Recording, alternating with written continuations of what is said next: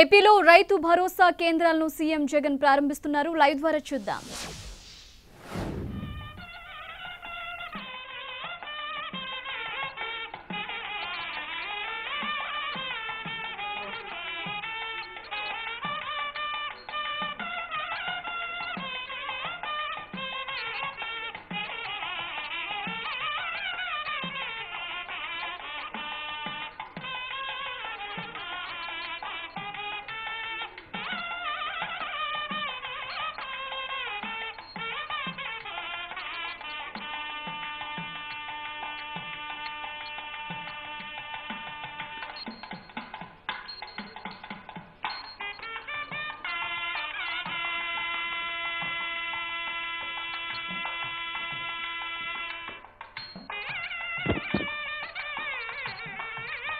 Sir thank you very much sir. రాష్ట్రంలో ఉన్నటువంటి 10,641 రైతు భరోసా కేంద్రాలకి గౌరవ ముఖ్యమంత్రి గారు ఇప్పుడే లాంచ్ చేశారు. ఇక్కడ నుంచి స్విచ్ బటన్ ఆన్ చేసి ఇప్పుడు మొదటి రైతుతో ఆర్డర్ బుక్ చేస్తున్నారు.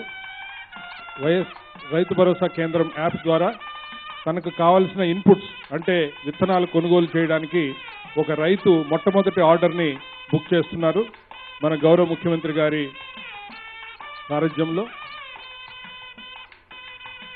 ఈ రైతు భరోసా కేంద్రం యాప్ ద్వారా రాష్ట్రంలో ఉన్న నలుమూలన ఉన్న రైతులు కూడా తమ గ్రామంలోనే తమకు కావాల్సినటువంటి వ్యవసాయ ఉత్పాదకాలని గ్రామంలోనే ఆర్డర్ చేయొచ్చు. వారికి అవి వారు ఆర్డర్ చేసిన 48 గంటల్లో గ్రామ స్థాయిలో అందించబడతాయి. ఈ ఉత్పత్తులన్నీ కూడా ఈ ఉత్పాదకాలన్నీ కూడా ముందుగా సర్టిఫై చేయబడి క్వాలిటీని నాణ్యతని ధృవీకరించబడినటువంటి ఇన్పుట్స్. ఇది గౌరవ ముఖ్యమంత్రి గారి మానసపుత్రిక. ఈ కార్యక్రమం ద్వారా నాణ్యమైన ఉత్పాదకాలు ప్రతి మారుమూల గ్రామంలో అందుబాటులో రాబోతున్నాయి ఈ సీజన్ నుంచి అనే విషయాన్ని తెలియజేస్తున్నాం.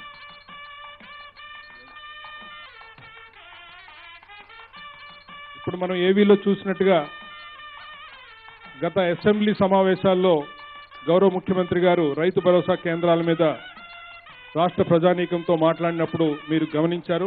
కేవలం 5 నెలల కాల వ్యవధిలో వారి మానసపుత్రికని మనం లైఫ్ తీసుకొచ్చి ఈ రోజున రైతులందరికీ కూడా అందుబాటులోకి తీసుకురావడం జరిగింది. కేవలం వారిచ్చిన సపోర్ట్ వల్లనే ఇదంతా జరిగిందని తెలియజేస్తున్నాము. సార్ ఇంకొక ఎష్యూరెన్స్ తమరిచ్చింది, ఒక ఇంటిగ్రేటెడ్ కాల్ సెంటర్ అనేది రైతులందరికీ అందుబాటులో ఉండాలి. వ్యవసాయం అలాగే ఉద్యానం అలాగే ఇతర అనుబంధ రంగాలందరికీ కూడా ఒక కాల్ సెంటర్ వారు అడిగినటువంటి ఎటువంటి సమస్యలకైనా ఎక్స్పర్ట్స్తో వారికి అందాలి అని చెప్పారు సార్. దాన్ని కూడా మరి రెడీ చేసి తమ అమృత హస్తాల మీదుగా ఈరోజు దాన్ని లాంచ్ చేసుకోబోతున్నాం sir. Request integrated call centre to be connected at Gannavaram.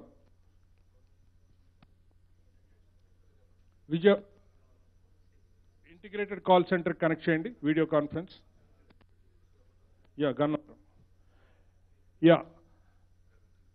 Integrated call centre దయచేసి అక్కడి నుంచి మాట్లాడాల్సిందిగా కోరుతున్నాం. Good morning sir. Good morning. సమీకృత రైతు సమాచార కేంద్రం సార్. ఇది మీ సలహా మేరకు మీ ఆలోచనకి అనుసరించి దీనిని ఏర్పాటు చేయడం జరిగింది సార్. రాష్ట్రంలోని రైతులందరికీ కూడా వ్యవసాయ మరియు అనుబంధ శాఖలైన హార్టికల్చర్, వెటర్నరీ, ఫిషరీస్, సెరికల్చర్ మరియు మార్కెటింగ్ సంబంధించిన ఏ విషయాన్నైనా కానీ రైతులు చిటికలో తెలుసుకునే విధంగా వారికి సాంకేతిక సలహాలు ఇవ్వడానికి ఇక్కడంతా కూడా సమాయత్తమయ్యాం సార్. అదేవిధంగా సార్ దీంట్లో 31 మంది నిపుణులైన శాస్త్రవేత్తలు ఒక సలహాలు వారి యొక్క సూచనలు కూడా అందుబాటులో ఉంటాయి సార్. దీనికి ఇప్పుడు కాల్ సెంటర్ ఎగ్జిక్యూటివ్స్గా 30 మందిని మేము నియమించడం జరిగింది సార్. వీరందరూ కూడా బిఎస్సీ అగ్రికల్చర్, ఎంఎస్సీ అగ్రికల్చర్ చేసిన వాళ్ళే సార్. వీళ్ళందరూ ఫీల్డ్ లెవెల్లో కూడా 4 సంవత్సరాల నుంచి 8 సంవత్సరాల అనుభవం కలిగించిన వారినే ఇక్కడ పెట్టడం జరిగింది సార్. రైతులకు అందించిన ఏ ప్రశ్నకైనా కానీ సమాధానం చెప్పడానికి రెడీగా ఉన్నాం సార్. వీళ్ళకి కావాల్సిన ఇన్పుట్ కూడా మేము రీసెర్చ్ స్టేషన్స్ నుంచి, యూనివర్సిటీస్ నుంచి తెప్పించి ఇక్కడ పెట్టడం జరిగింది సార్. వీరు వెంటనే రైతులకు కాల్స్కి స్పందించి వీరు వెంటనే ఇస్తారు సార్. అదేవిధంగా మార్కెటింగ్ విషయానికి వస్తే ఎవ్రీడే మార్కెట్ ధరలు కానీ, మద్దతు ధరలు, అదేవిధంగా అమ్ముకునేటప్పుడు ప్రొడ్యూస్ అమ్మేటప్పుడు FAQs అంటే నాణ్యత పరిమాణాలు ఎలా పాటించాలి అన్నది కూడా వారు చెప్పడం జరుగుతుంది సార్. రైతులను సమాయత్తం చేయడం జరుగుతుంది సార్. సార్, ఈ కాల్ సెంటర్ని మీరు మొదటి కాల్ చేయడం ద్వారా దీన్ని ప్రారంభించవలసిందిగా కోరుతున్నాను సార్. సమీకృత రైతు సమన్వయ కేంద్రానికి స్వాగతం సార్. శ్రీధర్న సార్ వినపడతా ఉందా? వినబడుతుంది సార్. ఇప్పుడు మనం ఏదైనా రైతు ఏదైనా ఆర్బీకే కేంద్రం నుంచి డౌట్ ఏదైనా అడిగితే ఆ ఆర్బీకే కేంద్రంలో ఆ కియాస్క్ ద్వారా ఆ డౌటు మీ దగ్గరికి రావడము, మీరు ఆ తర్వాత ఆ సందేహాలను ఇంటరాక్టివ్గా క్లారిఫై చేయడము అన్నీ కూడా జరుగుతాయి అన్న? జరుగుతాయి సార్, తప్పనిసరిగా sir. Sir submission sir. So the modus of operandi is not only through call, not only through a telephone, but also through the kiosk.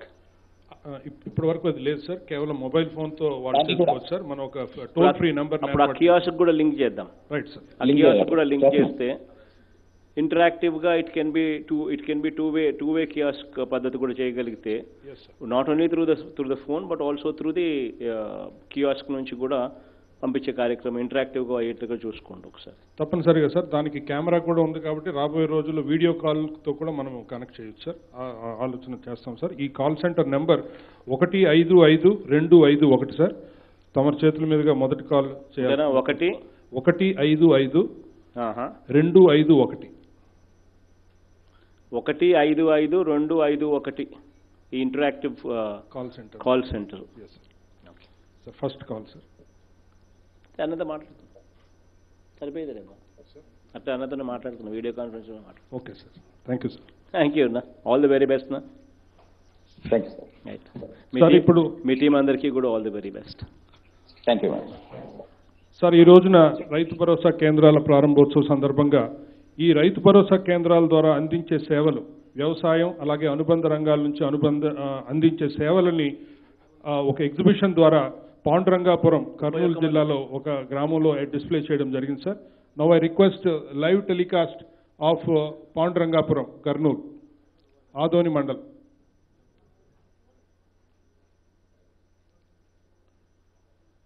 Yes sir. ఇది నంద్యాల సార్. అక్కడ కెమెరాని బిల్డింగ్ వైపు చూపించి తర్వాత ఎగ్జిబిషన్ నుంచి ఒక్కొక్క స్టాల్ని చూపించాల్సిందిగా కోరుతున్నాం సార్. ఇది ఇంతకుముందు నాబార్డు వారు కట్టి అసంపూర్తిగా మిగిలిపోయిన బిల్డింగ్ సార్. ఇది రైతు భరోసా కేంద్రం అనే ఒక ఆలోచన మీరు ఇచ్చిన తర్వాత దీనికి చిన్న చిన్న రిపేర్లు చేసి మంచి బిల్డింగ్ని మనం తయారు చేసుకున్నాం sir. It is one of the best building among the states sir.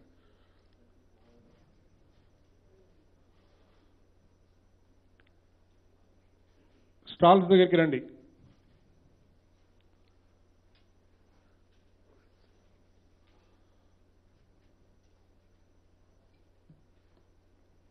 Stall number 1 sir. ఇక్కడ తమరికి తెలియజేసేది ఏంటంటే సార్, మొత్తం మనం ఇక్కడ భూసార మరియు విత్తన పరీక్షలు చేయబోతున్నాం సార్ ఈ రైతు భరోసా కేంద్రాల్లో. తమరు చూడొచ్చు సార్ ఇక్కడ. సో మెయిన్గా ఈ భూసార విత్తన పరీక్షలు అనేవి గతం నుంచి ఎప్పటి నుంచో చేస్తున్నప్పటికీ వీటి సమాచారం రైతులకు అందించడంలో చాలా గ్యాప్ ఉంది సార్. ఏంటి అసలు మా భూసారంలో మాకున్నటువంటి న్యూట్రియంట్స్ ఏంటి అనే తెలియజెప్పే వ్యవస్థ ఇప్పటి వరకు లేదు. ఈరోజు ఈ రైతు భరోసా కేంద్రం వచ్చింది కాబట్టి శాంపుల్స్ అనాలిసిస్ చేయడంతో పాటు న్యూట్రియంట్స్ పరిస్థితిని రైతుకు తెలియజెప్పి వాడాల్సిన ఎరువుల్ని, వాడాల్సిన మైక్రో న్యూట్రియంట్స్ని వాడే విధంగా స్థానిక అధికారులు, స్థానిక కార్యకర్తలు వాళ్ళకి సలహాలు, సూచనలు ఇస్తారు సార్. దీనివల్ల ఇన్పుట్ ఎక్స్పెండిచర్ తగ్గడంతో పాటు సాయిల్ని అనవసరంగా మనం న్యూట్రియంట్స్, మన ఫెర్టిలైజర్స్ని, కెమికల్స్తో లోడ్ చేసే పరిస్థితి కూడా తగ్గుతుంది సార్. Next stall please. తర్వాత తమరు క్లియర్గా చెప్పింది ప్రతి రైతు భరోసా కేంద్రం ద్వారా బెస్ట్ మేనేజ్మెంట్ ప్రాక్టీసెస్ అనేవి ప్రతి రైతుకి తెలియజెప్పాలని చెప్పి అన్నారు సార్. తమరు ఇప్పుడు చూస్తున్నది ఇది mini soil testing lab sir. అలాగే ప్రతి రైతు భరోసా కేంద్రంలో మంచి సలహాలు, మంచి సూచనలు రైతులకు ఇవ్వాలన్నారు సార్.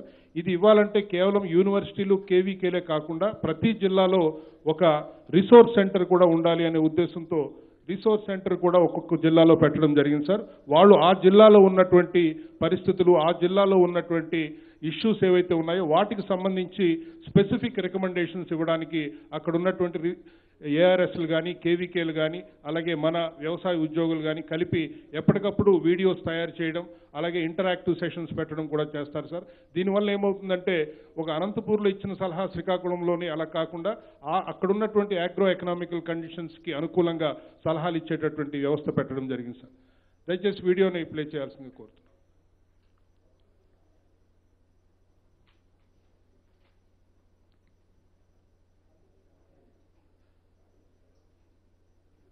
లింక్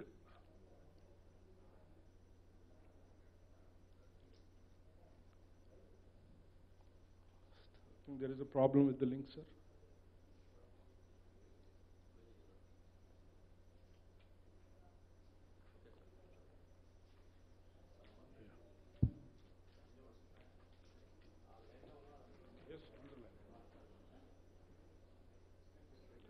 సార్ ఇప్పుడు సీఎం యాప్ లాంచ్ సార్, అంటే మనకి ఇంటరాక్టివ్ సెషన్ కొద్దిగా గ్యాప్ వచ్చింది కాబట్టి now we request CM app.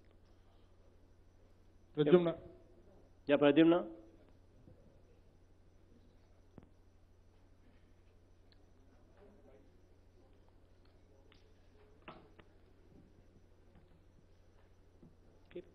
Sir నమస్కారం సార్.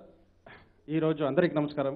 ఈరోజు సీఎం యాప్ని ముఖ్యమంత్రి గారు లాంచ్ చేయబోతున్నారు. సీఎం యాప్ అంటే comprehensive monitoring of agriculture produce and agriculture price and procurement. Sir మీ అనుమతితో వీల్ ప్రొసీడ్ సార్. ఇంకా లాంచ్ లేదు సార్. Sir okay sir.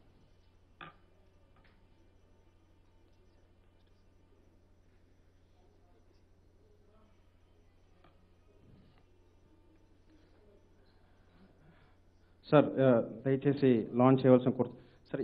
ఈ బస్తాని ఎత్తి లారీలో వెళ్ళాలి సార్. ఇట్లా సార్ ప్రెస్ చేయండి సార్ దయచేసి. ఇట్లా సార్ ట్రాక్ చేయండి సార్. ట్రాక్ చేయండి సార్.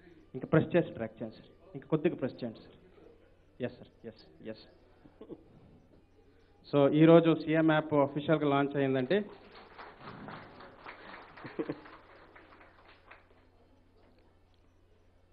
ఏ పంట పరిస్థితి ఏమిటి, ఎన్ని పంటలు వేశారు, ఆ పంటలు గిట్టుబాటు ధర వస్తూ ఉందా లేదా, ఏ రేటుకి ఆ పంటలు అమ్ముడుపోతూ ఉన్నాయి, ఆ పంటల్లో మనం ఏదైనా ఇంటర్వ్యూని కావాల్సిన అవసరం ఉందా, రైతు నష్టపోకుండా పంటలు అమ్ముకుంటున్నాడా లేదా అని చెప్పి ప్రతిరోజు ఆ పంట హార్వెస్ట్కి వచ్చిందా లేదా అన్న దగ్గర నుంచి ప్రతిరోజు ఆ ఆర్బీకే కేంద్రంలో ఉన్న అగ్రికల్చర్ అసిస్టెంట్ రోజు డేటా సమాచారం పంపించాలి.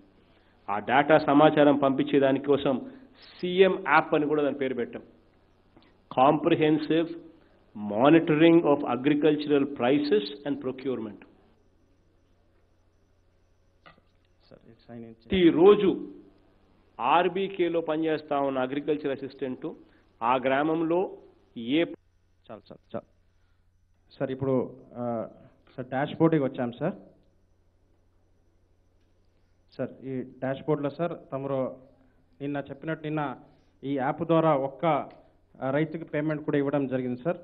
అమౌంట్ కూడా ఇక్కడ ఎంత పేమెంట్ చేసామో 1,85,680 రూపాయలు ఆ రైతులకి మొన్న ప్రొక్యూర్మెంట్ మీ ద్వారా చేయించినాక సార్ పేమెంట్ కూడా చేయడం జరిగింది సార్. ఇప్పుడు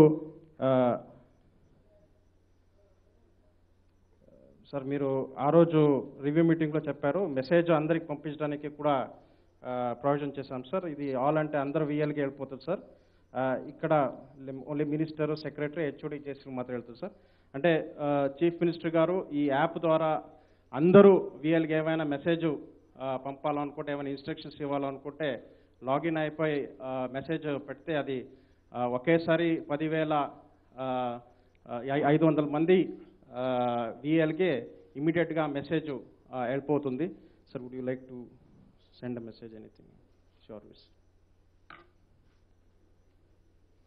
take care of farmers or something like this. Please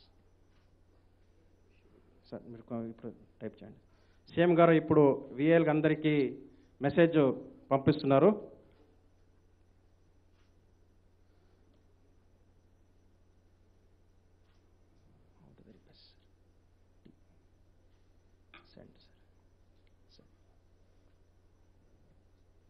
so అందరికీ సీఎం గారు ఆల్ ది వెరీ బెస్ట్ అని మెసేజ్ పంపించారండి.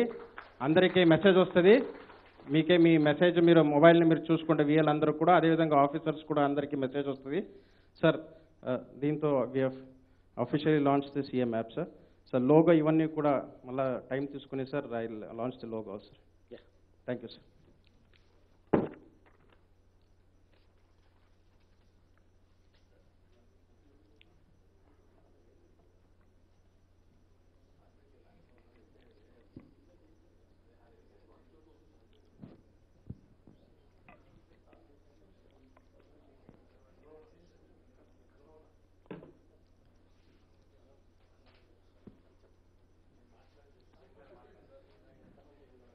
ఇప్పుడు మనల్ని ఉద్దేశించి ఈ చారిత్రాత్మక ఘట్టాన్ని ఉద్దేశించి గౌరవ ముఖ్యమంత్రి జగన్మోహన్ రెడ్డి గారు సందేశాన్ని ఇస్తారు. ఇప్పుడు ప్రతి రైతు భరోసా కేంద్రం దగ్గర 50 మంది రైతులు, కరోనా ఉండడం వల్ల 50 మంది రైతుల్ని సోషల్ డిస్టెన్స్లో ఉండాలని కోరాము.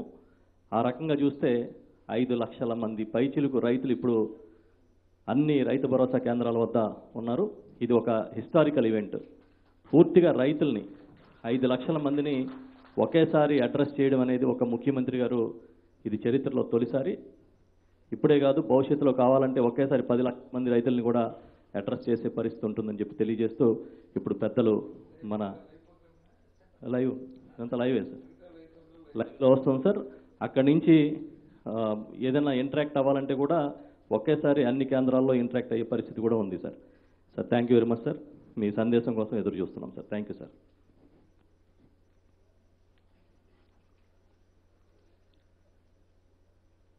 ఈరోజు మన ప్రభుత్వం ఏర్పడి సంవత్సరం కావస్తా ఉంది. ఈ సంవత్సరం కావస్తా ఉన్న ఈ రోజున రైతులతో గడపడం నిజంగా ఈ రోజును రైతులకే కేటాయించడం ఎంతో ఆనందంగా ఉంది. ఈరోజు దాదాపుగా 10,641 రైతు భరోసా కేంద్రాలు రాష్ట్ర వ్యాప్తంగా ప్రతి గ్రామీణ ప్రాంతంలో కూడా ఎక్కడైతే వ్యవసాయం జరుగుతూ ఉందో, ఎక్కడైతే రైతుకు తోడు నీడ కావాలనో ఆ ప్రతి చోట కూడా ఈరోజు రైతు భరోసా కేంద్రాలు ఏర్పాటయ్యాయి. దాదాపుగా 10,641 రైతు భరోసా కేంద్రాలు ఈరోజు స్టార్ట్ కావడం నిజంగా ఇది ఒక విప్లవాత్మక మార్పు గ్రామాలలో ఇక మీదట రాబోతా ఉంది. దీనివల్ల మరీ ముఖ్యంగా రైతుల జీవితాలలో మొదటి ఏడాది పూర్తిగా కూడా అధికారంలోకి వచ్చిన తర్వాత రైతు పక్షపాత ప్రభుత్వం మంది అని చెప్పి ఏమాత్రం కూడా మొహమాటం లేకుండా చెప్పారు. దాదాపుగా 62% మంది జనాభా ఈరోజు మన రాష్ట్రంలో వ్యవసాయం మీదనే ఆధారపడి ఉన్న పరిస్థితులు. రైతు బాగుంటేనే రాష్ట్రం బాగుంటుంది. రైతు కూలీలు వీళ్ళిద్దరి ముఖంలో చిరునవ్వు ఉంటేనే రాష్ట్రం అన్నది బాగా ఉంటుంది అనేది గట్టిగా నమ్మిన ప్రభుత్వం మనది. అందుకే అధికారంలోకి వచ్చిన వెంటనే మొదటి ఏడాదినే రైతు భరోసా, వైఎస్ఆర్ రైతు భరోసా పథకాన్ని తీసుకొచ్చాం. ఈ వైఎస్ఆర్ రైతు భరోసా పిఎం కిసాన్ పథకం ద్వారా మొట్టమొదటి ఏడాదే 10,200 కోట్ల రూపాయలు మన రాష్ట్రంలోని దాదాపుగా 49 లక్షల రైతు కుటుంబాలకు నేరుగా వాళ్ళ బ్యాంక్ అకౌంట్లలోకే డబ్బును ఇవ్వగలిగాం. ఇవాళ రైతుకు అవసరం ఉన్నప్పుడు రైతుకు సహాయం అందాలి, పెట్టుబడి ఖర్చులు తగ్గాలి, రైతుకి ఏదైనా విపత్తు వస్తే తోడుగా ఉండాలి.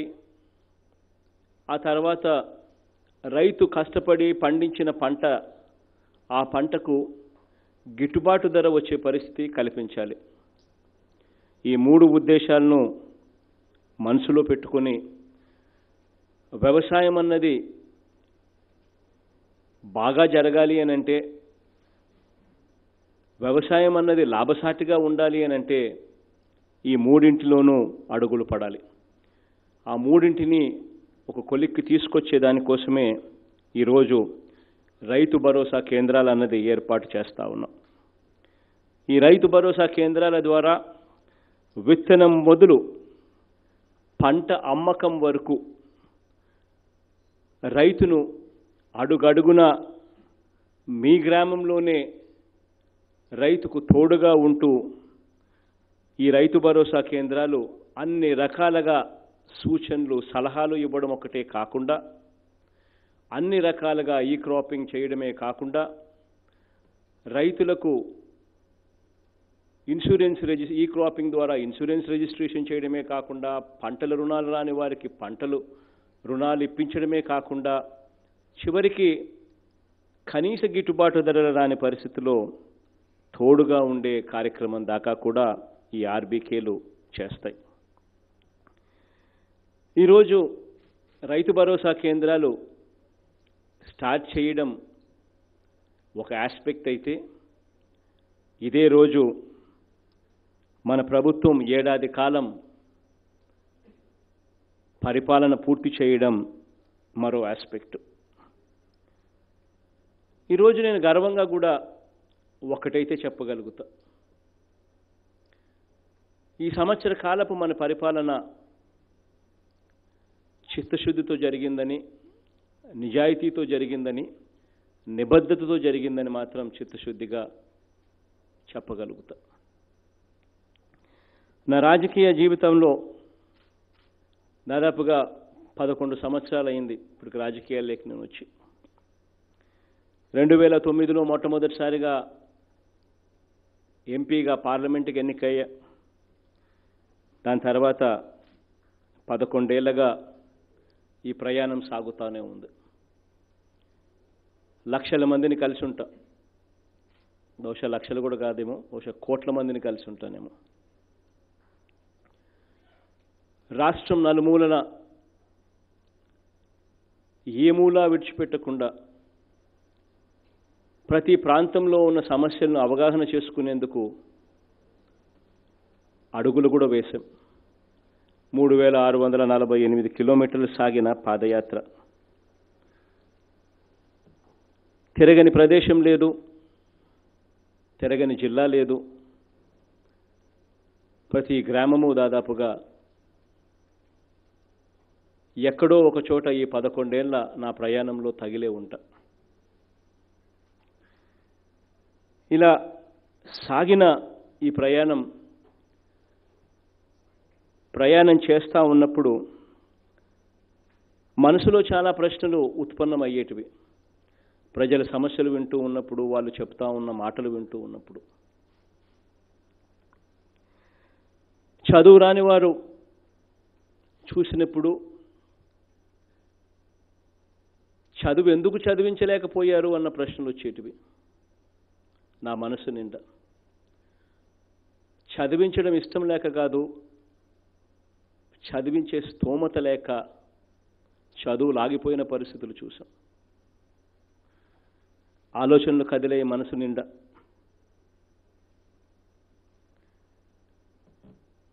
వైద్యం అందక అప్పుల పాలయ్యే పరిస్థితి కూడా కళ్ళెదుటే కనిపించింది. క్యాన్సర్ వంటి రోగాలు వస్తే ఏదో చేశామన్నట్టుగా చాలని సొమ్ముతో చేశామన్నట్టుగా పరిస్థితి నుంచి పూర్తిగా అది ఏ అవసరానికి తీరని పరిస్థితుల్లోకి వైద్యం అందుతా ఉన్న పరిస్థితులు చూసాం. గవర్నమెంట్ హాస్పిటల్ల పరిస్థితి చూసా. వైద్యం అన్నది అందించాలి అని చిత్తశుద్ధి కనపడని రాజకీయ వ్యవస్థను చూశా. రైతుల సమస్యలు చూసా. పెట్టుబడికి సైతం డబ్బులు లేని పరిస్థితి నుంచి ఏదైనా కెలామిటీ వస్తే ఆదుకునే ఇన్పుట్ సబ్సిడీ కూడా సరైన సమయంలో అందని పరిస్థితిని గమనించా. చివరికి గిట్టుబాటు ధరలు లేక పంటలు పొలాల్లోనే విడిచిపెడతా ఉన్న పరిస్థితులను చూసాం. ఈ 11 ఏళ్ల నా రాజకీయ జీవితంలో ఆడపడుచులను చూసా, నా అక్క చెల్లెమ్మల పరిస్థితిని చూసా. గ్రామాలలో వీధి చివరన, గుడి పక్కన, బడి పక్కన ఉచ్చెల విడిగా మందమ్ముతా ఉన్న పరిస్థితులను చూసా. అక్క చెల్లెమ్మలను బాగా చూసుకోగలిగితేనే కుటుంబం బాగుంటుంది అని తెలిసినా కూడా ఆ అక్క చెల్లెమ్మల ముఖంలో కన్నీరే రాకుండా చూడాలి అని ఆరాటపడే ప్రభుత్వాలను చూడలేదు. ఆ అక్క చెల్లెమ్మల జీవితాలు ఎలా మార్చాలి అన్న ఆరాటంతో కూడా మనసు నిండా ఆలోచనలు కదిలే. ఒక పేద కుటుంబానికి శాశ్వతంగా పేదరికం నుంచి ఆ కుటుంబం ఎలా బయటికి రావాలి, ఆ కుటుంబం అప్పుల పాలు కాకుండా ఎలా నిలబడాలి, ఏ రకమైన పాలన అందిస్తే అది జరుగుతుంది అన్న ఆలోచనలు ఈ 11 ఏళ్ల నా జీవితకాలంలో చూసిన మిమ్మట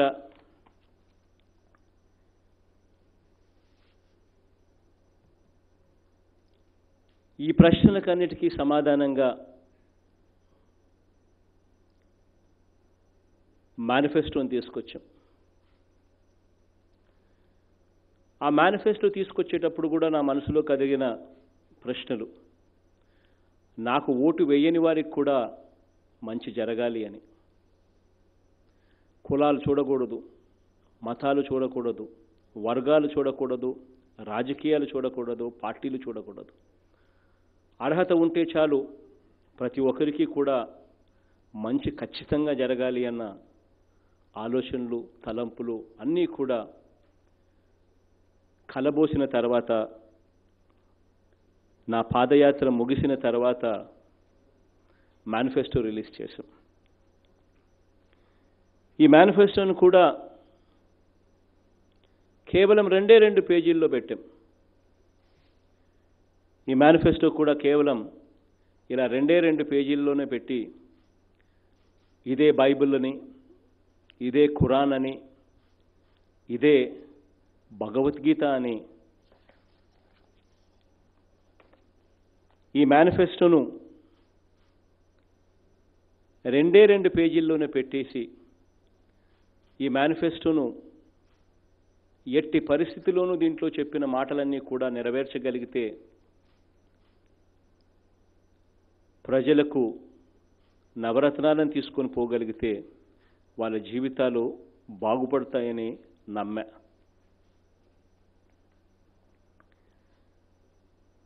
ఈరోజు కేవలం ఏడాది కాలంలోనే ఈ మేనిఫెస్టోలో దాదాపుగా 90% మేరకు వాగ్దానాలను అమలు చేసే దిశగా అడుగులు వేశామని కూడా గర్వంగా కూడా చెప్పగలుగుతా ఉన్నా. అవ్వాతాతల మీద గుండెల నిండా ప్రేమతో, అక్క చెల్లెమ్మల మీద మమకారంతో, రైతుల పట్ల బాధ్యతతో, అట్టడుగు వర్గాల పట్ల అభిమానంతో, మీ పిల్లల భవిష్యత్ పట్ల దూరదృష్టితో, మీ అందరి ఆరోగ్యం మీద శ్రద్ధతో, మీరిచ్చిన అధికారాన్ని ఉపయోగించి ఈ 6 కోట్ల ఆంధ్రప్రదేశ్ ప్రజల సంక్షేమం కోసం నిర్ణయాలు తీసుకున్నాను అని వైఎస్ జగన్ అనే నేను ఏడాది కాలంగా మీ కుటుంబ సభ్యుడిగా, మీ ముఖ్యమంత్రిగా నేను చేసిన ప్రమాణాన్ని, ఇచ్చిన మాటను తూచా తప్పకుండా అమలు చేస్తున్నాను అని దైవ సాక్షిగా, ప్రజల సాక్షిగా మరోసారి స్పష్టం చేస్తున్నాను అని చెప్పి కూడా తెలియజేస్తా ఉన్నాను.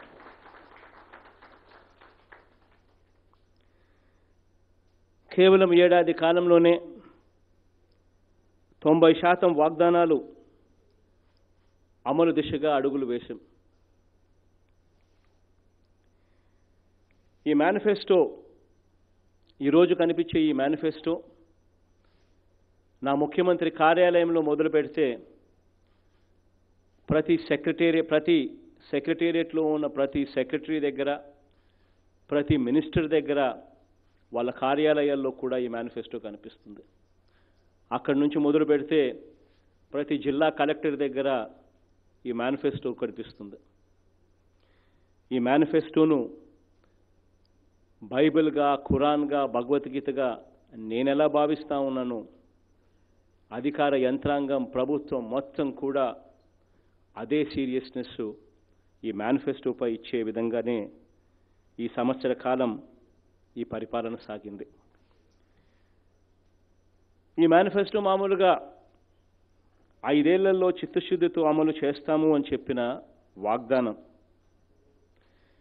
ఈ వాగ్దాన పత్రం 5 సంవత్సరాలకైతే తొలి ఏడాదిలోనే అమలు చేసినవి ఎన్ని, అమలు కోసం క్యాలెండర్తో సహా డేట్లు ఇచ్చేసి అమలు కోసం సిద్ధంగా ఉన్న పథకాలు ఎన్ని అనే నిజాయితీగా లెక్కలు వేస్తే మొత్తం మేమిచ్చిన హామీలు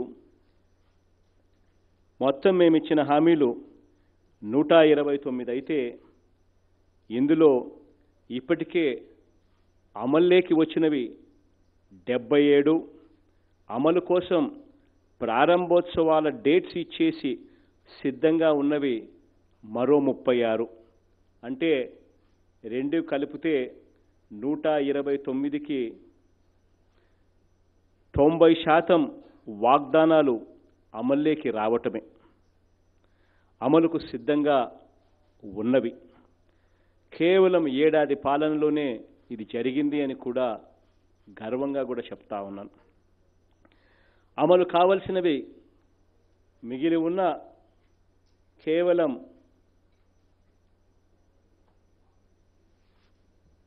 16 మాత్రమే అమలు కావలసినవి ఉంటే ఆ 16 కూడా రాబోయే రోజుల్లో అమలుకు పరుగులు పెట్టిస్తామని కూడా తెలియజేస్తా ఉన్నా. మేనిఫెస్టోలో లేకపోయినా కూడా ఈ ఏడాది ప్రజల అవసరాలను దృష్టిలో ఉంచుకొని అమలు చేసినవి ఎన్ని అని చూస్తే అవి దగ్గర మరో 40 ఉన్నాయి. మేనిఫెస్టోలో చెప్పినవి కాదు, అయినా ప్రజల అవసరాలను మనసులో పెట్టుకుని మేనిఫెస్టోలో చెప్పకపోయినా కూడా చేసినవి మరో 40 ఉన్నాయి. ఇది మొదటి ఏడాది పాలనలో ప్రజల సంక్షేమం మీద నేను పెడతా ఉన్న సంతకం. ఈ మేనిఫెస్టో కూడా రాబోయే రోజుల్లో గ్రామ వాలంటీర్ల చేత ఈ మేనిఫెస్టోను, ఈ బుక్కు, ఈ రెండు రాబోయే రోజుల్లో గ్రామ వాలంటీర్ల చేత ప్రతి ఇంటికి కూడా పంపిస్తాం. మేనిఫెస్టో అన్నది ఏమిటి, మేనిఫెస్టో అన్నది ఏ రాజకీయ పార్టీ అయినా ఎలా తీసుకోవాలి, ఏ రాజకీయ నాయకుడైనా కూడా ప్రజలకు జవాబుదారీగా ఎలా ఉండాలి అని చెప్పే పాలనలో భాగంగా ఈ మేనిఫెస్టో ప్రతి ఇంటికి కూడా పంపిస్తాం. ఇచ్చిన తర్వాత ఈ మేనిఫెస్టోలో చెప్పిన ప్రతి మాట కూడా మేము చేశామా చెయ్యలేమా, చేశామా చేయలేదా, ఏ మేరకు చేశాము అనేది మీరంతకు మీరే లెక్కలేసుకోమని కూడా చెప్తా ఉన్నా. మొదటి ఏడాదిలోనే సంక్షేమ పథకాలు అందుకున్న మొత్తం లబ్ధిదారులు ఎంతమంది అని చూస్తే నిజంగా 3,58,00,000 మందికి దేవుడి దయతో, మీ అందరి దీవెనలతో సంక్షేమ పథకాలను అందించగలిగాం. అక్షరాల ఈ సంవత్సర కాలంలో 40,627 కోట్ల రూపాయలు నేరుగా ఎటువంటి అవినీతికి తావు లేకుండా, ఎటువంటి పిల్ఫరేజ్కు తావు లేకుండా నేరుగా ప్రజలకి అందించగలిగాం, ప్రజల బ్యాంక్ అకౌంట్లకే చేర్చగలిగాము అని గర్వంగా కూడా చెప్తా ఉన్నాం. ఏడాది కాలంలోనే పెన్షన్ కానుక గతంలో 1000 రూపాయలు ఇచ్చేది, ఈరోజు అదే పెన్షన్ 2250. గతంలో నెలకు 400 చిల్లర కోట్ల రూపాయలు వచ్చే ఖర్చు ఈరోజు ప్రభుత్వానికి నెలకు దాదాపుగా 1500 కోట్ల పైచిలకు ఖర్చు. గత ఏడాది కాలంలోనే చూస్తే పెన్షన్ కానుకతో మొదలు పెడితే అమ్మఒడి, రైతు భరోసా,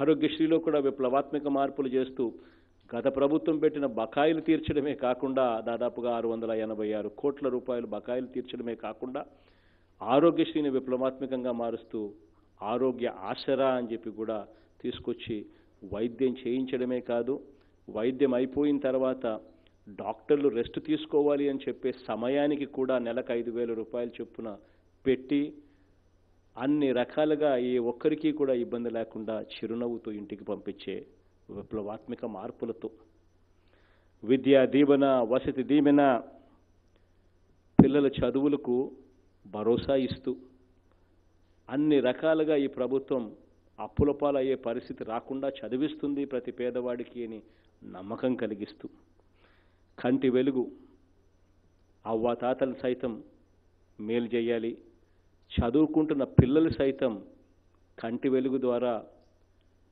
ఏ ఒక్క సమస్య రాకుండా బాగోలేని వారికి కంటద్దాల దగ్గర నుంచి శస్త్రచికిత్సల దాకా మొదలుపెట్టాం.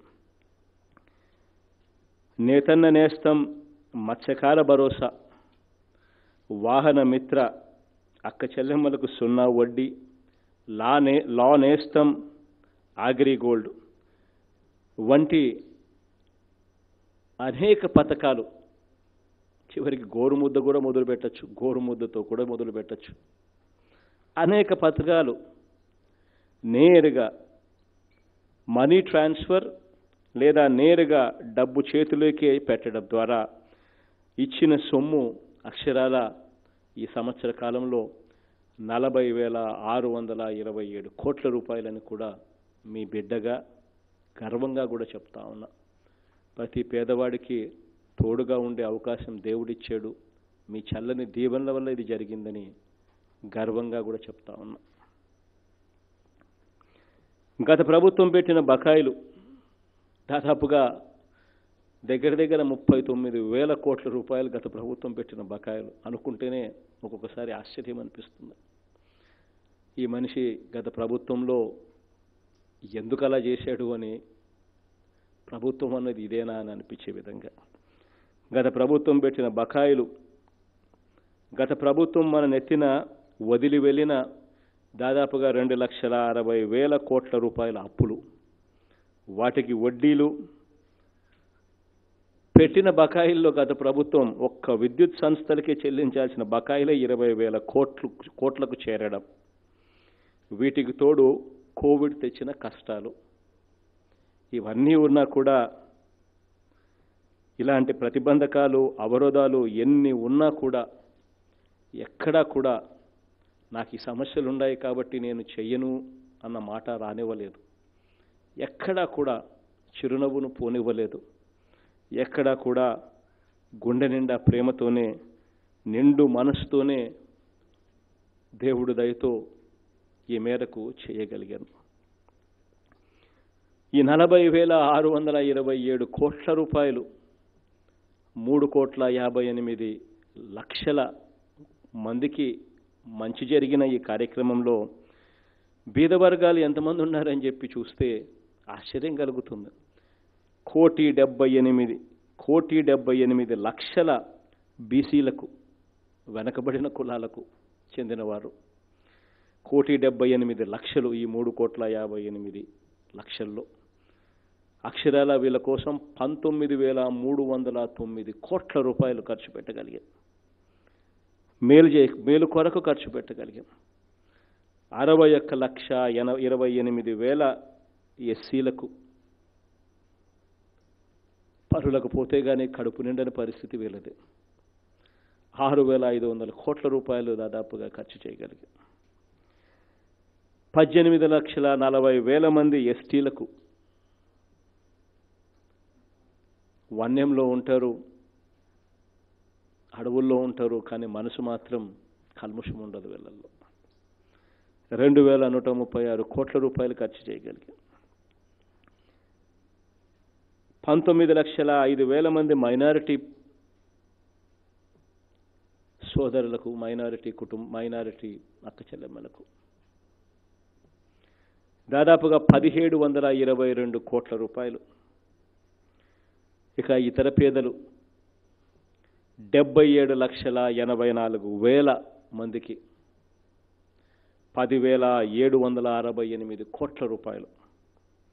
మొత్తంగా 3,58,00,000 మందికి అక్షరాల 40,627 కోట్ల రూపాయలు దేవుడు దయతో వీళ్ళ జీవితాలలో మార్పు తెచ్చే దిశగా అడుగులు వేయగలిగాం. ఇందులో అన్నిటికన్నా ఎక్కువ సాటిస్ఫాక్షన్ వచ్చే మాటలు ఏమిటి అనంటే, ఎక్కడా కూడా అవినీతికి తావు లేకుండా, ఎక్కడా కూడా పిల్ఫరేజ్కి అనే తావు లేకుండా, దారి మళ్లించే అవకాశం లేకుండా నేరుగా వాళ్ళ చేతికే, నేరుగా వాళ్ళ బ్యాంక్ అకౌంట్లలోకే, అది కూడా బ్యాంకు వాళ్ళతో ముందే మాట్లాడి ఎట్టి పరిస్థితుల్లోనూ మేము వేసే ఈ డబ్బును వాళ్ళ పాత బకాయిలకు, పాత అప్పులకు జమ చేసుకోకూడదు అని కండిషన్ పెట్టి నేరుగా ఇవ్వగలిగాం. ఇది మనసుకు చాలా సాటిస్ఫాక్షన్ ఇచ్చే కార్యక్రమం. గత ఏడాది కాలంలోనే ఏం మారిందో మన గ్రామాలలో ఒక్కసారి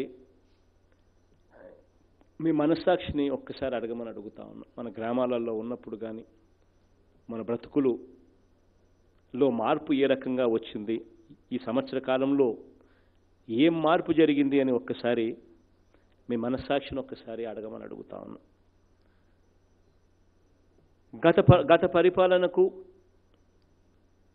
గత పాలనకు మనకు మధ్య, ఈ పాలనకు మధ్య తేడా కూడా కొన్ని మాటల్లో మీ ముందు ఉంచుతున్నాను. ఇంతకుముందు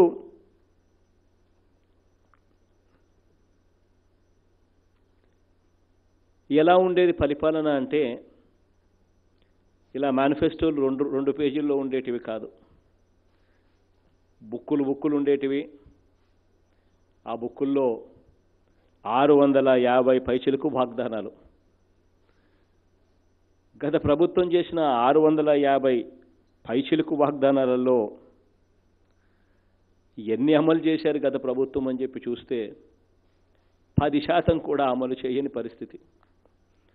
ఈరోజు కష్టం వచ్చినా, నష్టం వచ్చినా, ప్రతికూల వాతావరణం ఏర్పడినా చెప్పిన మాటకు కట్టుబడి ఈ మేనిఫెస్టో 2 పేజీలు తీసుకొచ్చాం. ఇందులో 90% పైచిలకు అమలుకు అడుగులు ఈరోజు పడ్డాయి అని చెప్పి కూడా గర్వంగా కూడా చెప్పగలుగుతా ఉన్నాం.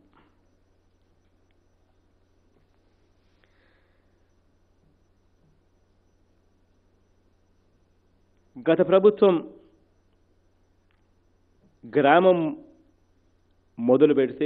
నుంచి మొదలు పెడితే గత ప్రభుత్వ పాలనలో గ్రామం నుంచి మొదలు పెడితే రాజధాని వరకు అన్నీ తన మనుషుల చేతుల్లోనే ఉంచుకోవాలి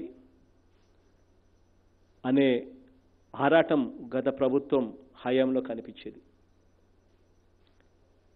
జన్మభూమి కమిటీలు చూసుకోండి. జన్మభూమి కమిటీలతో మొదలు పెడితే రాజధాని భూముల వరకు అంతా తన కబ్జాలోనే, తన కన్నుసన్నల్లోనే నడవాలి అని చెప్పి ఆరాటపడే పరిపాలన గతంలో చూశాం. కాబట్టే పేదలకు అటువంటి పరిపాలన చూశాం. కాబట్టే ఈరోజు పరిస్థితి ఏమిటి అని అంటే, ఇక్కడే ఇదే రాజధాని నగరంలోనే, ఇదే రాజధాని అని చెప్పి వాళ్ళు డిక్లేర్ చేసిన ఇదే ప్రాంతంలోనే పేదలకు ఇక్కడ ఇళ్ల స్థలాలకు భూములు ఇస్తాము అని ప్రభుత్వం అడుగులు ముందుకు వేస్తే డెమోగ్రఫిక్ బ్యాలెన్స్ దెబ్బతింటుంది అంటే సామాజిక సమతుల్యం దెబ్బతింటుంది అని ఏకంగా గత ప్రభుత్వం వాళ్ళు కోర్టుకు వెళ్ళి కోర్టుల్లో కూడా నిస్సిగ్గుగా సామాజిక సమతుల్యం దెబ్బతింటుంది, డెమోగ్రఫిక్ బ్యాలెన్స్ దెబ్బతింటుంది అని చెప్పి వాదించిన పరిస్థితులు కనిపిస్తూ ఉన్నాయి. విచిత్రం ఏమిటంటే భూములు సేకరిస్తుంటే కోర్టుకు వెళ్ళిన ప్రతిపక్షాలను చూశాం, కానీ ఉన్న ప్రభుత్వ భూమిని పేదలకు ఇస్తూ ఉంటే దాన్ని అడ్డుకునేందుకు కోర్టుకు వెళ్ళిన ప్రతిపక్షాన్ని ఈరోజే చూస్తూ ఉన్నాం. ప్రతి ఒక్క రంగం తనకు కావలసిన మనుషుల చేతిలోనే ఉండాలని, ప్రభుత్వం చేతిలో ఉండకూడదని ఒక పద్ధతి ప్రకారం మన స్కూళ్ళు కానీ, మన హాస్టల్స్ కానీ, చివరికి మన హాస్పిటల్స్ కూడా, మన డైరీస్ అన్నా కూడా, ఇవన్నీ కూడా ఒక పద్ధతి ప్రకారం మూసివేయడం, ఒక పద్ధతి ప్రకారం నీరుగార్చే పరిస్థితిని గతంలో చూసిన రోజులు. ఈరోజు ఆరాటం వీటిని ఎలా నిలబెట్టాలి అన్న ఆరాటపడతా ఉన్న ప్రభుత్వం, ఎలా పేదలకు భూములు ఇవ్వాలి, ఎలా పేదలకు ఇళ్ల పట్టాలు ఇవ్వాలి అని తప్పిస్తా ఉన్న ప్రభుత్వం. గత ప్రభుత్వంలో పథకాలు ఏదైనా కావాలి అని అంటే జన్మభూమి మాఫియా ముఠాలు సంతకాలు కావాలి. గత ప్రభుత్వానికి అందరికీ మంచి చేయాలి, శాచ్యురేషన్ పద్ధతిలో అర్హత ఉంటే చాలు, మంచి చేయాలి అన్న శాచ్యురేషన్ విధానం మీద నమ్మకం లేదు. మన ప్రభుత్వానికి అందరూ మన ప్రజలే కాబట్టి ఇవాళ ఎవరి ప్రమేయము లేకుండా, ఏ సిఫార్సు లేకుండా, ఏ రికమెండేషను లేకుండా నేరుగా అర్హులందరికీ కూడా నేరుగా ఇంటి దాకా వచ్చి, గడప దాకా వచ్చి, తలుపు తట్టి, నేరేడు ఎన్నికల్లో నాకు ఓటు వేయని వారికైనా సరే నేరుగా ఇంటి దాకా వచ్చి తలుపులు తట్టి ప్రభుత్వ పథకాలన్నీ కూడా అందిస్తూ ఉన్న పరిస్థితి, అర్హత ఉంటే చాలు. గతంలో ఒక రేషన్ కార్డు కావాలంటే 500 రూపాయలన్నా లంచం, పెన్షన్ కావాలంటే కనీసం 3 నెలల అంటే 3,000 లంచం, బీమా కావాలంటే 20,000 లంచం, బాత్రూమ్ కావాలంటే 2,000 లంచం, ఇల్లు కావాలంటే 15,000 లంచం. లంచం లేనిదే, సిఫార్సులు లేనిదే పని జరిగే పరిస్థితి గతంలో ఎప్పుడు ఉండేది కాదు, గతంలో ఎప్పుడూ ఉండేది. ఈరోజు ఏ ఒక్కరికి కూడా పైసా లంచం ఇవ్వకుండా, వివక్షకు తావు లేకుండా పథకాలన్నీ కూడా నేరుగా మీ బ్యాంక్ ఖాతాలోకే, మీ ఇంటికే ఈరోజు వస్తూ ఉన్నాయి. ఇది తేడా. పెన్షన్ కావాలన్నా, బియ్యం కార్డు కావాలన్నా, ప్రభుత్వ పథకాలు కావాలన్నా, పట్టాదారు పాస్ పుస్తకం కావాలన్నా, క్యాష్ సర్టిఫికేట్ కావాలన్నా, ఇన్కమ్ సర్టిఫికేట్ కావాలన్నా, డెత్ సర్టిఫికేట్ కావాలన్నా, మరొకటి ఏది కావాలన్నా గతంలో చెప్పులు అరిగేలా తిరగాలి. పైగా చేతులు తడపాలి. ఇవాళ మీ గ్రామంలో, మీ వీధిలోనే, మీ ఇంటి ముందే, మీ కళ్ళ ఎదుటనే ఇవాళ గ్రామ సచివాలయం కనిపిస్తూ ఉంది. 540 రకాల సేవలు డెడ్ లైన్ పెట్టి మరీ ప్రజలకు ఇవాళ అందించే కార్యక్రమం. ఇవాళ గ్రామంలోనే ఏది కావాలన్నా కూడా లంచం, వివక్ష లేని వ్యవస్థ. నో దళారి, నో లంచం, నో ఆలస్యం, నో వివక్ష. ఈరోజు గ్రామంలో పరిస్థితి. ఫలానా పథకం ఎవరికి వచ్చిందో గతంలో తెలిసేది కాదు. వాళ్ళ ఇష్టం, నచ్చినోనికి ఎలా పడితే అలా ఇచ్చేవాళ్ళు. ఫలానా పథకం ఎవరికి వచ్చిందో గతంలో తెలిసేది కాదు. దరఖాస్తుకు సమయం ఎప్పుడు వచ్చిందో ఎప్పుడు ముగుస్తుందో అది కూడా తెలిసేది కాదు గతంలో. ఇప్పుడు ఎలాంటి దాపరికాలు లేవు, అంతా ట్రాన్స్పరెంట్గా చేస్తూ ఉన్నాం. దరఖాస్తు చేయడం దగ్గర నుంచి లబ్ధిదారుల జాబితా వరకు అంతా గ్రామ సచివాలయంలో బోర్డుపై పెడతా ఉన్నాం. ఎవరికి వచ్చిందో చూసుకోవచ్చు, ఎవరికి రాలేదో తెలుసుకోవచ్చు. ఒకవేళ మీకు అర్హత ఉండి మీ పేరు పొరపాటున అక్కడ లేకపోతే ఎలా అప్లై చేసుకోవాలనో కూడా గ్రామ సెక్రటేరియట్లో పూర్తిగా డిస్ప్లే చేస్తూ ఉన్నారు. గతంలో పెన్షన్ తీసుకోవాలంటే ఒక నరకం. ఎప్పుడు ఇస్తారో కూడా తెలియదు, కాళ్ళు అరిగేలా తిరగాలి, లంచం లేనిదే పని అయ్యే పరిస్థితి లేదు. మొట్టమొదట అడిగే ప్రశ్న మీరు ఏ పార్టీ వారు అని. ఈరోజు అవ్వాతాతల ఇంటికే, వాళ్ళ గడప వద్దకే సూర్య భగవానుడు ఉదయించక ముందే మన గ్రామ వాలంటీర్లు వచ్చి నేరుగా ఇంటికే వచ్చి చిరునవ్వుతో ఆ అవ్వాతాతల చేతుల్లో పెన్షన్ సొమ్మును 1వ తారీఖు, అది ఆదివారం అయినా సరే, 1వ తారీఖు అది పండగ అయినా సరే, అన్నీ పక్కన పెట్టి అవ్వాతాతల ముఖంలో చిరునవ్వును చూసేదానికోసం గ్రామ వాలంటీర్లు పరిగెత్తా ఉన్నారు. 1వ తారీఖున ప్రభుత్వంలో పనిచేస్తూ ఉన్న ఉద్యోగస్తులకు 1వ తారీఖున బహుశా ఆదివారం అయితే రాదేమో జీతం, కానీ అవ్వాతాతలకి ఇచ్చే పెన్షన్ మాత్రం 1వ తారీఖున ఆదివారమైనా సెలవైనా పండుగైనా కూడా నేరుగా ఇంటికి వచ్చి సూర్యోదయానికన్నా ముందే వాలంటీర్లు చిరునవ్వుతో పనిచేస్తూ ఉన్నారు. ఇంతకు ముందు ఒక పథకం కోసం వెళితే, ఓ పెన్షన్ కోసమో లేకపోతే ఒక శాంక్షన్ కోసమో, మొట్టమొదటగా ఇంతకుముందు నేను చెప్పా, అడిగే ప్రశ్న మీరు ఏ పార్టీ వారని. ఈరోజు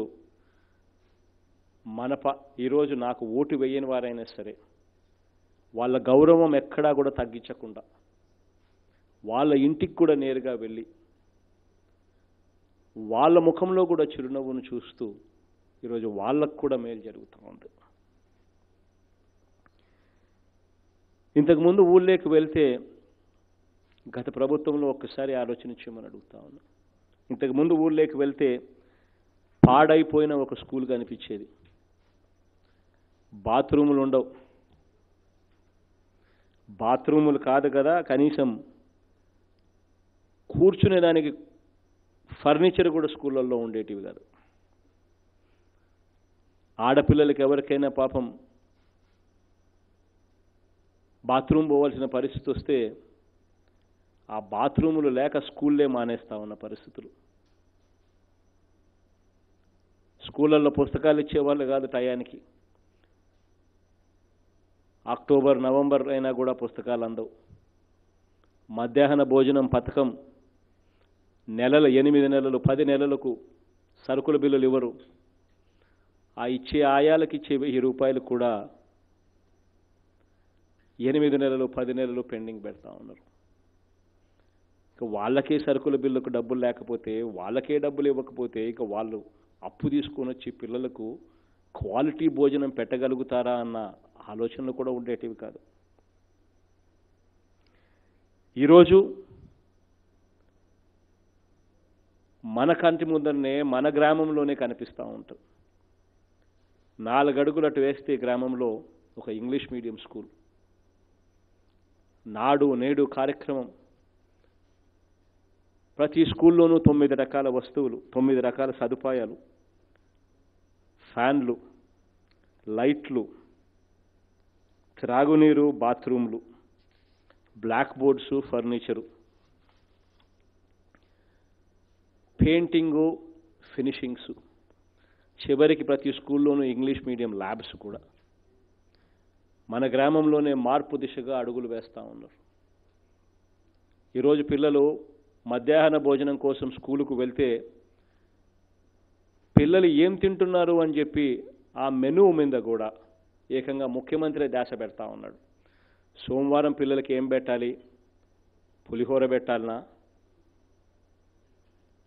వెజిటేబుల్ రైస్ పెట్టాలనా, చిక్కీలు పెట్టాలనా, కోడిగుడ్లు పెట్టాలనా అని చెప్పి ఏకంగా రోజుకొక మెనూ ఇచ్చి పిల్లలకు మళ్ళీ తిండి విషయంలో బోరు కొట్టకుండా గ్రీన్ ఛానల్లో పేమెంట్లను పెట్టి మధ్యాహ్న భోజనానికి సంబంధించిన వర్కర్లకు, ఆయాలకు కరప్షన్కు తావు లేకుండా ఉండేందుకు 1000 రూపాయల జీతాన్ని 3000కు చేసి సరుకుల బిల్లులు పూర్తిగా గ్రీన్ ఛానల్లో పెట్టి ఆయాలకిచ్చే అమౌంట్ సొమ్మును కూడా గ్రీన్ ఛానల్లో పెట్టి పూర్తిగా గోరుముద్ద అని చెప్పి ఒక పేరు పెట్టి మధ్యాహ్న భోజనం పథకం ఇవాళ స్కూళ్ళల్లో నడుస్తూ ఉన్నాయి.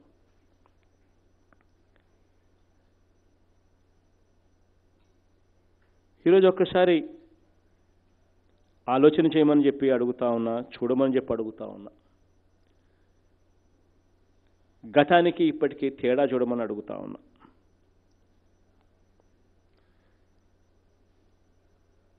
ఇంతకుముందు ప్రైవేట్ స్కూళ్ళు కానీ, కాలేజీలు కానీ, ఇతర విద్యా సంస్థలు కానీ వాటిపై నియంత్రణ లేదు. ఆ కాలేజీలు, ఆ స్కూళ్ళు ఎంతమంది పిల్లలు దాంట్లో ఉన్నారు, ఎంతమంది పిల్లలకి ఎంతమంది టీచర్లు ఉండాలి, ఆ ప్రైవేట్ స్కూళ్ళల్లో ఫీజులు ఎంత కలెక్ట్ చేస్తూ ఉన్నారు, ఆ ప్రైవేట్ స్కూళ్ళల్లో ఫెసిలిటీస్ కరెక్ట్గా ఉన్నాయా లేదా అని చూసే పరిస్థితి ఎప్పుడూ లేదు.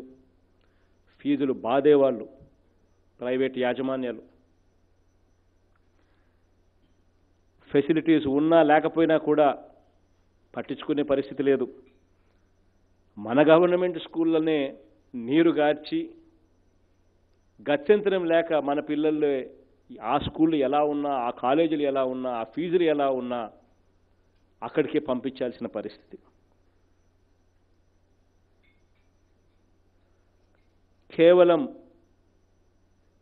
పిల్లల భవిష్యత్తు కోసం అని చెప్పి ఇంగ్లీష్ మీడియం చదివించాలి అని చెప్పి తల్లిదండ్రులు ఆరాటపడే పరిస్థితి. ఆ ఆరాటం కోసం తల్లిదండ్రులు వేలకు వేల రూపాయల డబ్బులు గతంలో స్కూళ్ళ మీద పెట్టే పరిస్థితి.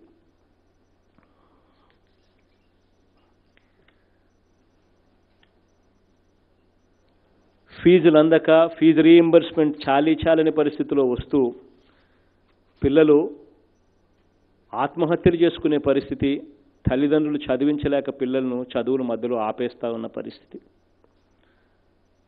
అయినా పట్టించుకునే పరిస్థితి లేదు. ఈరోజు 2 రెగ్యులేటరీ సంస్థలు, హైయర్ ఎడ్యుకేషన్కి ఒక రెగ్యులేటరీ సంస్థ, స్కూళ్ళ వ్యవస్థకు ఇంకొక రెగ్యులేటరీ కమిషన్, ప్రైవేట్ స్కూళ్ళు కూడా ఎలా ఉండాలి, ఎంత ఫీజులు ఛార్జ్ చేయాలి, దాంట్లో కూడా ఫెసిలిటీస్ ఎలా ఉండాలి అని చెప్పి ఈరోజు మానిటర్ చేసే వ్యవస్థ ఈరోజు కంటి దగ్గర కనిపిస్తూ ఉంది. ఇంతకుముందు గతంలో అయితే ఒక్కసారి ఆలోచన చేయమని అడుగుతా ఉన్నా. ఎవరికైనా ఆరోగ్యం బాగోలేకపోతే వైద్యం చేయించుకోవాలి అని అంటే ఆసుపత్రికి పోతే నెట్వర్క్ హాస్పిటల్లో వెనక్కి పంపించే పరిస్థితి. కారణం 8 నెలలు 10 నెలలు నెట్వర్క్ హాస్పిటల్స్కు ఆరోగ్యశ్రీ తరఫున ఇవ్వాల్సిన బిల్లులు ఇవ్వకపోవడం. క్యాన్సర్ వంటి రోగం ఏదైనా వస్తే చాలనట్టుగా ఇచ్చే పరిస్థితి. 108 104 గురించి అయితే ఇంకా చెప్పాల్సిన పనే లేదు. అవి ఎప్పుడు వస్తాయో ఎవడికి తెలియదు, అసలు వస్తాయో రావో కూడా తెలియని పరిస్థితిలో ఆరోగ్యశ్రీ నడిచేది. ఈరోజు ఒక్కసారి ఆలోచన చేయమని అడుగుతా ఉన్నా.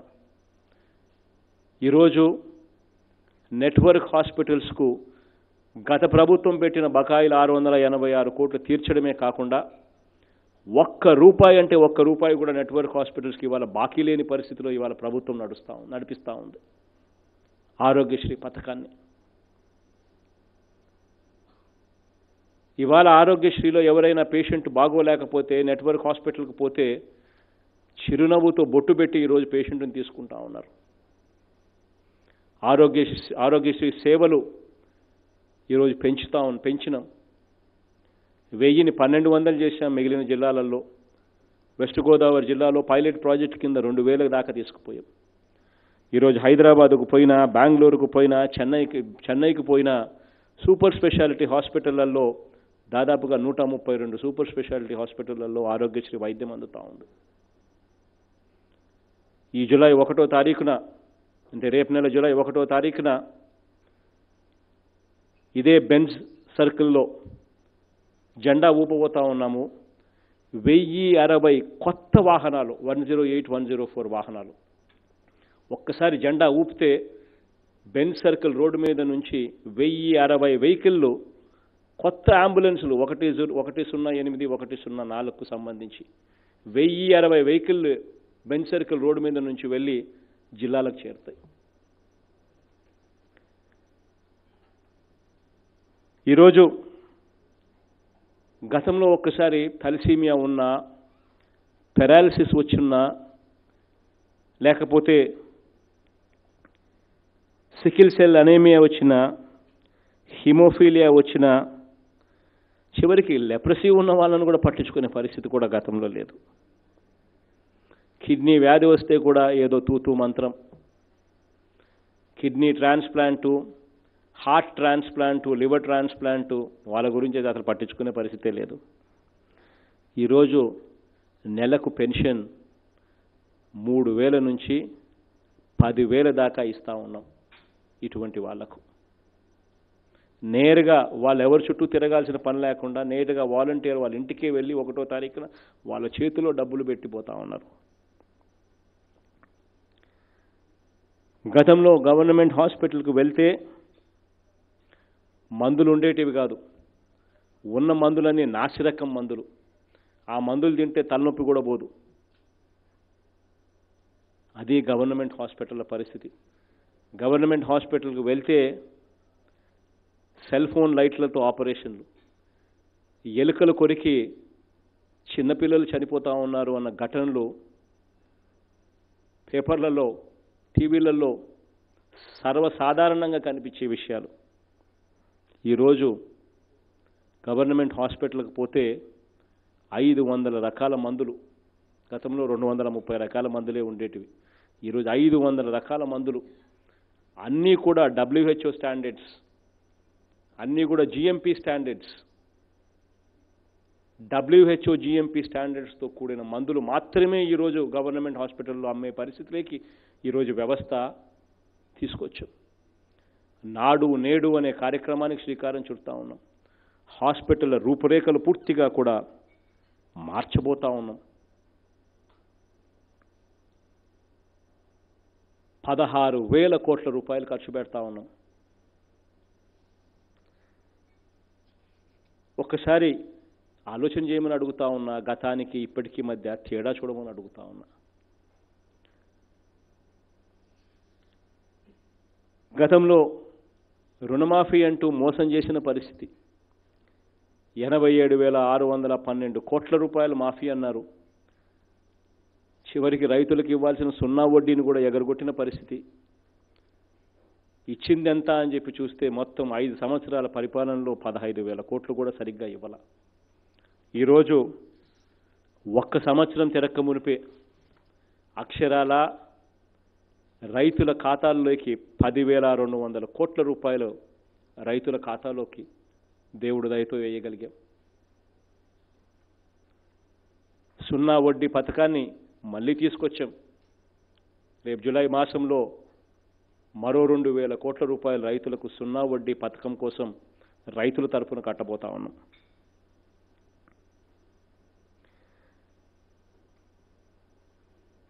కౌలు రైతుల గురించి గతంలో ఎప్పుడు పట్టించుకున్న పరిస్థితి ఎప్పుడూ లేదు.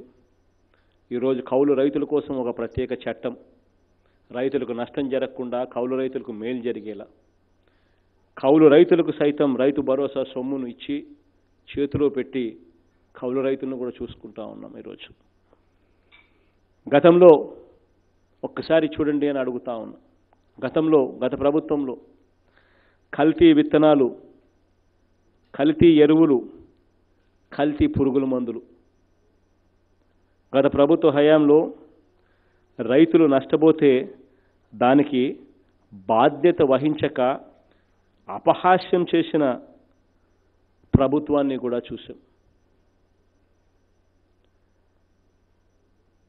కల్తీ పెస్టిసైడ్స్ ఎవరు సప్లై చేస్తారు అని అంటే వాళ్ళ పార్టీకి చెందిన గతంలో స్పీకర్గా ఉన్న కోడేల దగ్గర నుంచి వాళ్ళే. కల్తీ విత్తనాలు ఎవరికి అని అంటే వాళ్ళే. ఇక వీళ్ళు కల్తీ అనే పదం మీద ఏం యాక్షన్ తీసుకుంటారు గతంలో? ఇవాళ గవర్నమెంటే సర్టిఫై చేసి, గవర్నమెంటే క్వాలిటీ మీద గ్యారంటీ ఇచ్చి, ఇవాళ ఎవరికి విత్తనాలు కావాలన్నా, పెస్టిసైడ్స్ పురుగుల మందులు కావాలన్నా, ఫర్టిలైజర్స్ కావాలన్నా నేరుగా వాళ్ళ గ్రామాల్లోనే వాళ్ళ డోర్ వద్దకే గవర్నమెంట్ క్వాలిటీ మార్కు వేసి సప్లై చేసే పరిస్థితి. మీ అందరికీ 18వ తారీఖున విత్తనాల పంపిణీ స్టార్ట్ చేశాం. ఇంతకుముందు మీ అందరికీ బాగా గుర్తుండేది, ఎంతెంత పెద్ద పెద్ద క్యూలు కనిపించేటివి. మండల హెడ్ క్వార్టర్స్కు పోయి అన్నీ ఉన్నా కూడా చివరికి ఇచ్చేవాళ్ళు కాదు. ఈరోజు ఏ రికమెండేషన్ అవసరం లేదు, ఎవరి దగ్గరికి పోవాల్సిన పని లేదు. నేరుగా మీ గ్రామంలోనే మీ ఇంటి వద్దకే ఇవాళ సీడ్ డిస్ట్రిబ్యూషన్ జరుగుతూ ఉంది. స్లిప్పులు ఇచ్చి, టైం ఇచ్చి, ఎవరు ఇబ్బంది పడకుండా కూడా పంపిణీ జరుగుతూ ఉంది.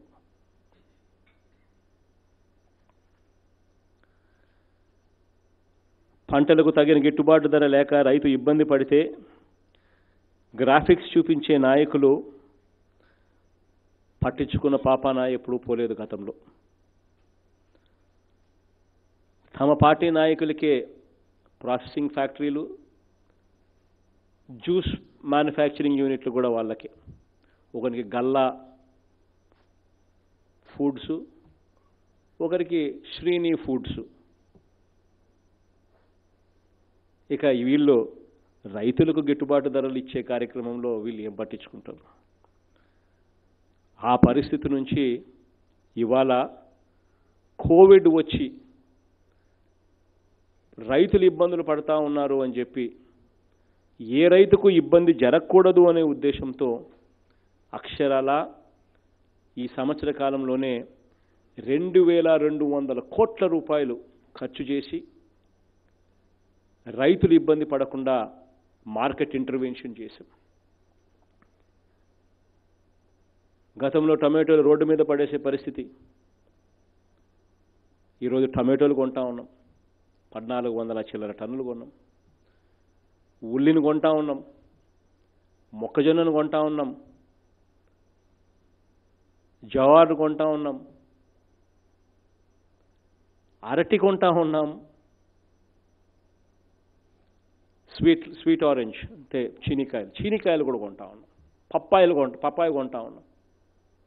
2200 కోట్ల రూపాయలు ఇంటర్వెన్షన్ చేశాం. గతంలో ఒక్కసారి గమనించమని అడుగుతా ఉన్నా, గతంలో పోలీసుల చేత బండ చాకరీ చేయించుకునేవారే తప్ప చివరికి ఆ పోలీసుల కుటుంబాల గురించి కూడా ఆలోచన చేసేవారు కాదు. ఈరోజు ఆ పోలీసు వ్యవస్థలో ఏ మార్పులు తీసుకొచ్చామనంటే, వాళ్లకు మనశ్శాంతి ఉంటే వాళ్ళు బాగా పనిచేస్తారు అని వాళ్ళకు వీక్లీ ఆఫ్ కూడా ఇచ్చే కార్యక్రమం మన ప్రభుత్వం చేస్తుంది. పోలీసు వ్యవస్థను గ్రామ స్థాయిలోకి తీసుకొని పోయి గ్రామ సెక్రటేరియట్లో మహిళా కానిస్టేబుల్ను కూడా తీసుకొచ్చే తీసుకొచ్చేస్తున్న దూరం ఈరోజు వ్యవస్థలో మార్పు వచ్చింది. గతంలో ఇంటి పక్కనే, గుడి పక్కనే, బడి పక్కనే వీధికి 2 చొప్పున బెల్ట్ షాపులు కనిపించేవి. రాష్ట్ర వ్యాప్తంగా అక్షరాల 43,000 బెల్ట్ షాపులు. మద్యం ఎలా తాగించాలి, సేల్స్ ఎలా పెంచాలి, ఈ రోజు కన్నా రేపు నెల ఇంకొక 15% ఎలా పెంచాలి అన్న ఆరాటంతో అమ్మకాలు జరిగేటివి. మద్యం షాప్ పక్కనే పర్మిట్ రూమ్ కనిపించేది. పర్మిట్ రూమ్లో ఒక 20-30 మంది కలిసి తాగేవాళ్ళు. ఆ దారికుండా ఎవరైనా ఆడవాళ్ళు పోవాలంటే, అక్క చెల్లెమ్మలు ఎవరైనా దారి గుండా పోవాలి అని అంటే పోయే పరిస్థితి కూడా ఉండేది కాదు. మద్యం 10 నుంచి 10 దాకా అని చెప్పి టైం చెప్పేవాళ్ళు. విడిగా 10 దాటి 12 దాకా కూడా మద్యంలో అమ్మకాలు సాగుతూ ఉంటే అమ్మే పరిస్థితి. ఈరోజు ఒక్కసారి గమనించమని అడుగుతా ఉన్నా. ఈరోజు ఒక్క బెల్ట్ షాప్ ఎక్కడా కనిపించదు. 43,000 బెల్ట్ షాపులు ఇవాళ రద్దయ్యాయి. ప్రైవేట్ రంగంలోనే షాపులు నడిస్తే ఈ బెల్ట్ షాపులు ఎప్పుడూ మూసేయలేమనే ఉద్దేశంతో ఏకంగా ప్రైవేట్ను తీసేసి గవర్నమెంటే షాపులు నడపడం మొదలుపెట్టింది. గతంతో పోలిస్తే షాపులు ఈరోజు 33% షాపులు తగ్గాయి. 4,380 పర్మిట్ రూములు పూర్తిగా రద్దు చేశాం. టైమింగులు చూస్తే గతంలో రాత్రి 10 నుంచి 10 అని చెప్పి 12 దాకా ఆమె పరిస్థితి నుంచి ఈరోజు 11 నుంచి 8 దాకానే. 8 దాటితే మందు షాప్ బంద్. ఈరోజు మద్యం షాక్ కొట్టే మాదిరిగా రేట్లు పెంచాం. ఇవన్నీ చేయడం వల్ల మొన్న పెంచిన రేటు కన్నా మునిపే 24% IMFL సేల్స్ తగ్గాయి. బియర్ అయితే 55% అప్పటికే తగ్గాయి. ఆ తర్వాత మళ్ళీ రేట్లు పెంచాం, మళ్ళీ షాపులు తగ్గించాం. కాబట్టి ఇక అక్కడి నుంచి ఇంకా ఎంత తగ్గుతాయో ఇంకా చూడాలి. ఒక పద్ధతి ప్రకారం మద్యం గతంలో 7 రోజులు తాగేవాళ్ళు, వారానికి 7 రోజులు మద్యం తాగేవాళ్ళు ఈరోజు వారానికి 2 రోజులకు వచ్చారు. గతంలో 5-6 బాటిళ్ళు తాగేవాళ్ళు ఈరోజు వారానికి 2 బాటిళ్ళు వచ్చాయి, 2 బాటిళ్ళకు వచ్చారు. తేడా చూడమని చెప్పి ఒక్కసారి అడుగుతా ఉన్నా. గత ప్రభుత్వంలో బీసీల మీద ప్రేమ అని పేరుకే చెప్పేవాళ్ళు కానీ చేసేదేమీ లేదు, చేసినదేమీ లేదు. పేదవాడి మీద ప్రేమ అని చెప్పేవాళ్ళు కానీ చేసింది ఏమీ లేదు. సామాజిక న్యాయం అంతకన్నా ఉండేది కాదు. ఆ పిల్లల ఫీజు రీయింబర్స్మెంట్ ఒక ఉదాహరణ. ఈరోజు ఆ అట్టడుగు వర్గంలో ఉన్న వాళ్ళంతా కూడా పేదరికం నుంచి బయటికి వచ్చే రోజు కనిపిస్తూ ఉంది. ఎందుకంటే చదువుల కోసం అప్పుల పాలయ్యే పరిస్థితి లేదు కాబట్టి. ప్రతి ఒక్కరికి ఈరోజు ఇంగ్లీష్ మీడియం దొరుకుతుంది చదువు. మన ప్రభుత్వంలో సామాజిక న్యాయం ఎంత పెద్దపీట వేశాము అనంటే మంత్రివర్గంలో 60% మంది దాదాపుగా ఎస్సీ, ఎస్టీ, బీసీ మైనారిటీలే. 5 మంది డిప్యూటీ సీఎంలు ఉంటే అందులో 4 ఎస్సీ, ఎస్టీ, బీసీ మైనారిటీయే. స్పీకర్ పదవిలో ఎవరిని కూర్చోబెట్టాము అనంటే బలహీన వర్గాలకు చెందిన తమ్మినేని సీతారామన్న ఈరోజు స్పీకర్ పదవిలో కూర్చొని ఉన్నాడు. గ్రామ సచివాలయాలు మీ కళ్ళ ఎదుటినే కనిపిస్తూ ఉన్నాయి. ఆ గ్రామ సచివాలయాలలో దాదాపుగా 130,000 ఉద్యోగాలు ఇచ్చాం. ఇందులో 82.5% ఎస్సీ ఎస్టీ బీసీ మైనారిటీలే.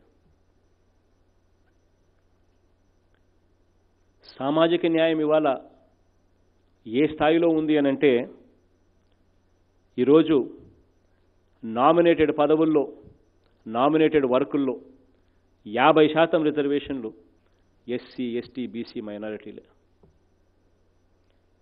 50% పూర్తిగా మహిళలే.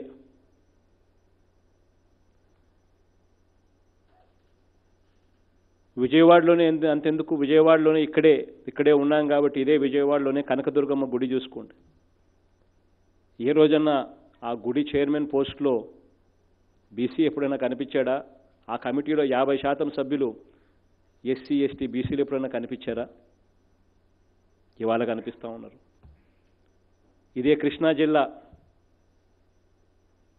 ఏఎంసీలు తీసుకోండి, 50% ఎస్సీ ఎస్టీ బీసీలే, బీసీ మైనారిటీలే. సామాజిక న్యాయం అన్న విషయాలు చెప్పడమే కాదు, సామాజిక న్యాయం అన్నది ఇవాళ మొట్టమొదటిగా చిత్తశుద్ధితో ఇవాళ ఇంప్లిమెంట్ అవుతూ ఉంది. శాశ్వత బీసీ కమిషన్ తీసుకొచ్చాం.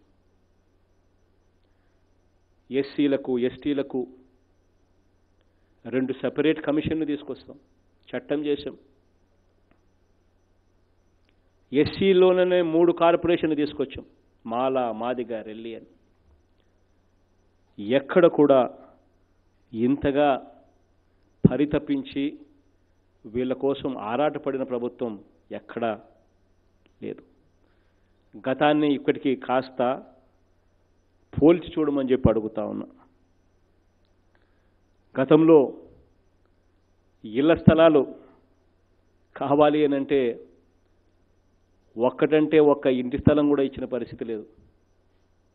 ఈరోజు ప్రభుత్వమే దాదాపుగా 6,000 కోట్లు పైగానే ఖర్చు పెట్టి ఇళ్ల స్థలాలను సేకరించి, ప్రతి పేదవాడికి ఇంటి స్థలం లేని వ్యక్తి అనేవాడు రాష్ట్రంలోనే ఎవరు ఉండకూడదు అని గ్రామ సచివాలయాలలో ఆ లిస్టును పెట్టి, ఎవరికైనా కూడా ఇప్పటికైనా కూడా రాకపోతే కూడా వెళ్ళి చూసుకొని అర్హత ఉంటే నమోదు చేసుకోండి అని చెప్పి ట్రాన్స్పరెంట్గా చేస్తూ, అక్షరాల నాన్నగారి పుట్టినరోజు నాటికి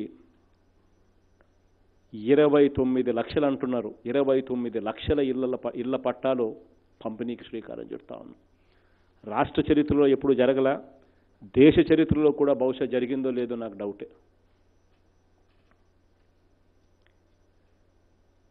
ఈరోజు ప్రతి వర్గాన్ని ఒక్కసారి చూసుకోమని అడుగుతా ఉన్నా. ఎవరు మేలు చేశారు అనేది ఒక్కసారి ఆలోచన చేయమని అడుగుతా ఉన్నా. చేనేతల గురించి గతంలో మాట్లాడేవాళ్ళు, కానీ చేనేతలకు చేసింది ఏమిటి ఒక్కసారి ఆలోచన చేయమని అడుగుతా ఉన్నా. ఈరోజు మగ్గం ఉన్న ప్రతి చేనేతలకు మగ్గం ఉంటే చాలు, ఇంటికి వెళ్ళి చూసి పిలిచి ఇంటికి వెళ్ళి మరి 24,000 చేతిలో పెడతా ఉన్న పరిస్థితి. మత్స్యకారుల గురించి ఆలోచన చేసిన పరిస్థితి కాదు, ఎలా తగ్గించాలి అని చూస్తూ ఉన్న పరిస్థితి. ఈరోజు మత్స్యకారులను పంట నిషేధ సమయంలోనే పట్టించుకొని మరీ వాళ్ళ ఇంటికి వెళ్ళి 10,000 రూపాయలు సహాయం అందిస్తూ ఉన్న పరిస్థితి. ఆటో డ్రైవర్ల దగ్గర నుంచి మొదలు పెడితే రజకులు, నాయీ బ్రాహ్మణులు, టైలర్లు, ఇటువంటి ఏ వర్గాన్నన్నా చూసుకోండి, పేదరికంలో ఉండి అవస్థపడతా ఉన్న పరిస్థితిని ఏ ఒక్కరికి కూడా రానికుండా కష్టపడతా ఉన్నాం.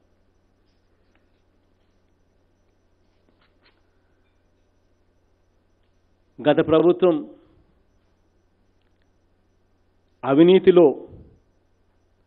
అవినీతి గురించి మాటలు చెప్పేవాళ్ళే కానీ అవినీతిలో నెంబర్ 1 స్థానం సర్టిఫికెట్లు తీసుకున్నారు గత ప్రభుత్వంలో. ఈరోజు గత ప్రభుత్వం చేసిన పనులను క్యాన్సిల్ చేసి అవే పనులను రివర్స్ టెండరింగ్ చేసి అవే పనులలోనే 2,000 కోట్ల రూపాయలు, 2,000 చిల్లర కోట్ల, 2,200 కోట్ల రూపాయలు ఇవాళ మిగిల్చిన ప్రభుత్వం మనది. ఇవే పనులు గతంలోనే టెండర్లు పిలిచిన ఆ ప్రభుత్వంలో 2200 కోట్లు ఎందుకు తగ్గలేదు? ఎందుకు ఇవాళ రివర్స్ టెండరింగ్ చేస్తే ఇవాళ ఎందుకు తగ్గాయి? కారణం ఈరోజు అడిగేవాడు లేడు, ఆ రోజు అడిగేవాళ్ళు ఉన్నారు.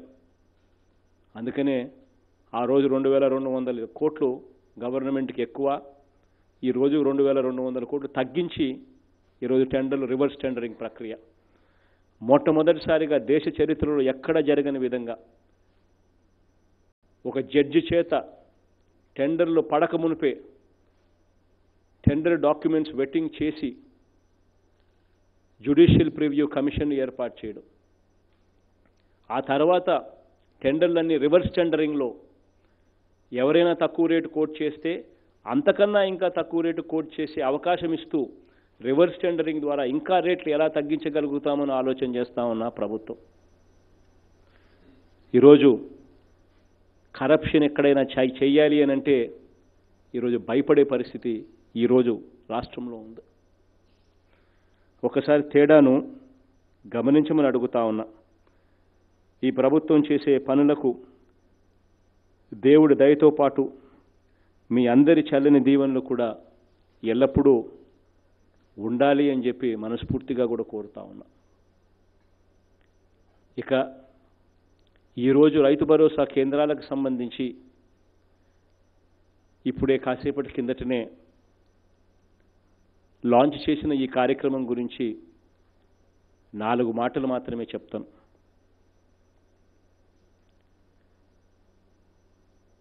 వ్యవసాయంలో సమస్యలకు సమూల మార్పుల ద్వారానే సమాధానాలు లభిస్తాయి. వ్యవసాయ రంగం మీద 62% మంది ప్రజలు బతుకుతూ ఉన్నారు. విప్లవాత్మక మార్పులు తీసుకురాగలిగితేనే ఈ రంగాన్ని కాపాడుకోగలుగుతాం. ఈ రంగంలో ఉన్న రైతులను కానీ రైతు కూలీలకు కానీ అప్పుల పాలయ్యే పరిస్థితి లేకుండా వ్యవసాయం చేసే పరిస్థితిలోకి తీసుకొని పోగలుగుతాం. రైతు వేసే ఈ రైతు భరోసా కేంద్రాల దగ్గర నుంచి మొదలవుతా ఉంది ఈ విప్లవాత్మక మార్పు. రైతు వేసే విత్తనం దగ్గర నుంచి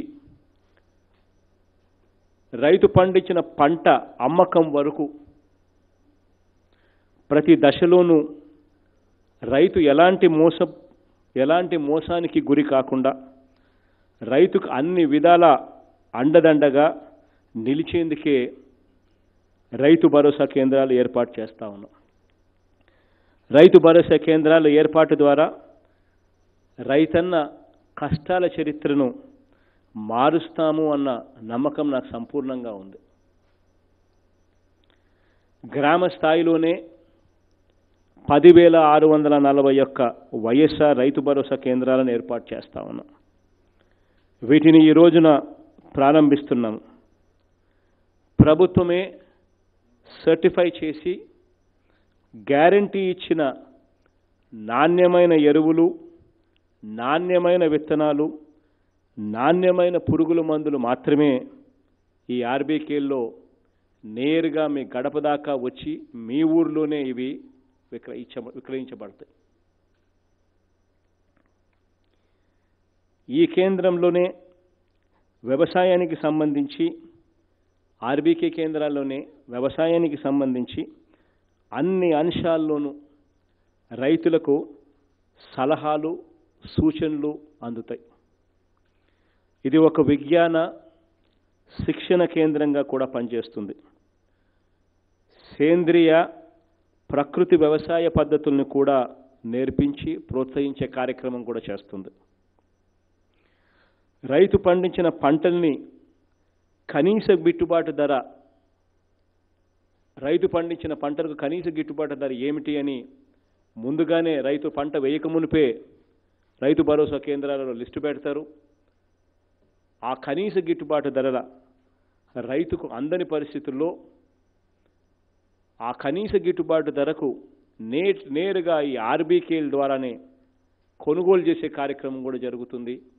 తద్వారా మార్కెట్లో కాంపిటీషన్ క్రియేట్ చేసి ఆ కాంపిటీషన్ వల్ల రైతుకు రేట్లను పెంచే కార్యక్రమం దిశగా అడుగులు వేయబడతాయి. ఇదే రైతు భరోసా కేంద్రంలో ఒక కియాస్క్ కూడా ఉంది. ఇదే రైతు భరోసా కేంద్రంలో ఈ కియాస్క్ ద్వారా ఇంతకుముందు అరుణన్న చెప్తా ఉన్నట్టుగా రైతుకు అన్ని రకాలుగా ఈ కియోస్క్ ద్వారా కొనుగోలులో సహాయం చేయడమే కాకుండా రైతు పండించిన పంటను ఈ మార్కెటింగు ద్వారా గ్రేడింగ్ చేయించడము, ఈ మార్కెటింగ్ ద్వారా ఆ పంటను మార్కెటింగ్ చేయడంలో కూడా ఈ ఆర్బీకేలు సహాయపడతాయి.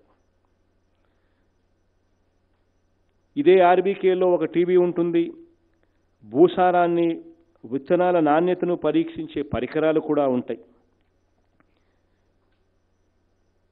గ్రామ సచివాలయంలో ఏ విధంగా అయితే ఇంటర్నెట్ ఉంటుందో ఇక్కడ కూడా ఆర్బీకే కేంద్రాల్లో కూడా అదే రకంగానే ఇంటర్నెట్తో అనుసంధానం చేస్తాం. నాణ్యమైన ఉత్పాదకాలను రైతులకు అందించడం కోసం 13 జిల్లాలలో ఆర్బీకేలో ఉన్న ల్యాబులే కాకుండా భూసార పరీక్షలు చేసే ల్యాబులు, విత్తనాల పరీక్షలు చేసే ల్యాబులే కాకుండా ల్యాబుల వ్యవస్థను పూర్తిగా ఇంకా పెంచుతా ఉన్నాం. 13 జిల్లాలలో ఇంటిగ్రేటెడ్ ల్యాబ్స్ను 13 ఏర్పాటు చేస్తూ ఉన్నాం. 147 నియోజకవర్గాలలో ఏదైతే వ్యవసాయ నియోజకవర్గాలు ఉన్నాయో ఆ నియోజకవర్గంలో నియోజకవర్గ స్థాయి ల్యాబులు కూడా ఏర్పాటు చేస్తూ ఉన్నాం. విత్తనాలు కానీ, ఎరువులు కానీ, పెస్టిసైడ్స్ కానీ నాణ్యతను పరీక్షించుకుని సప్లై చేసే పరిస్థితిలోకి తీసుకొస్తా ఉన్నాం. గవర్నమెంటే కాదు, ఏ రైతైనా కూడా అవసరాన్ని బట్టి ఆ ల్యాబులు కూడా ఉపయోగించుకునే పరిస్థితిలోకి తీసుకుపోతా ఉన్నాం.